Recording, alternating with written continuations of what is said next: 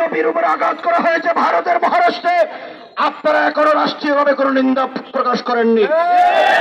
আমরা অন্তর্বর্তীকালীন সরকারের প্রধান উপদেষ্টা সহ সকলের কাছে দায়িত্বহীন ভাষায় দাবি করতে চাই, অবিলম্বে ভারতের বিরুদ্ধে রাষ্ট্রীয় প্রতিবাদ চালাতে হবে এবং ভারতকে বলব, যদি গ্রেফতার করা হয় এই সাধু রাসূলদের, ভারতের দূতাবাস বাংলাদেশে থাকতে দেওয়া হবে।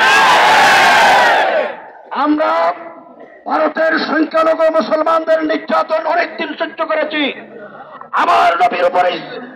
আমার নবীর শানের উপরে গুস্তাখি করা হবে, ভারতকে কোনো অবস্থাতে ছাড় দেওয়া হবে না। ভারত অনেক অপরাধ করেছে। বিগত 17 বছর আমার দেশকে ভারতের অঙ্গরাজ্য বানানোর জন্য চক্রান্ত ষড়যন্ত্র করেছেন, কিন্তু বাংলাদেশের মানুষ মুখ বুঝে সহ্য করেছেন। ছাত্র জনতা রক্ত দিয়ে তা প্রতিহত করেছে। বাংলাদেশ সরকারের কাছে আমাদের আরেকটি দাবি, কওমি মাদ্রাসা সনদের স্বীকৃতি হয়েছে। এই কওমি মাদ্রাসা সনদের স্বীকৃতি যথাযথভাবে বাস্তবায়ন করতে হবে।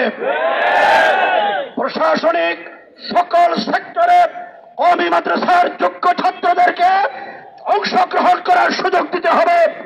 বৈষম্যের বিরুদ্ধে লড়াই করেছি, রাষ্ট্রীয় কোনো বৈষম্য মানা হবে না। প্রয়োজনে আবার লড়াই করা হবে। বৃহত্তর কওমি জনগোষ্ঠী, কওমি ছাত্রদের অধিকার আদায়ের জন্য আবার যদি লড়াই করতে হয়, এই লড়াইয়ে সামিল হওয়ার জন্য কারা কারা প্রস্তুত? সংগ্রামী ছাত্র জনতা, কথার দীর্ঘায়িত না করে শেষ কথা বলতে চাই। কওমি মাদ্রাসা স্বাধীনতা রক্ষার অতন্দ্র প্রহরী, কওমি উলামায়ে কেরাম, ছাত্র জনতা বৈষম্যের বিরুদ্ধে লড়াই করে আমাদের ছাত্ররা শাহাদাত বরণ করেছেন, রক্ত দিয়েছেন, পঙ্গু হয়েছেন, একটু চোখ তাদের অন্ধ হয়ে গেছে। সুতরাং এই আন্দোলনে আমাদের রক্তের উপরে ভিত্তি করে আমাদের সাথে কোনো বৈষম্য করা হলে তার বিরুদ্ধে লড়াই করবো ইনশাআল্লাহ। সবাইকে ধন্যবাদ জানিয়ে আপনারা সবাই মিছিলে অংশগ্রহণ করে স্বীকৃতির কার্যকারিতাকে বেগবান করার জন্য আহ্বান জানাচ্ছি। সকলের সুশৃঙ্খলভাবে মিছিলে অংশগ্রহণ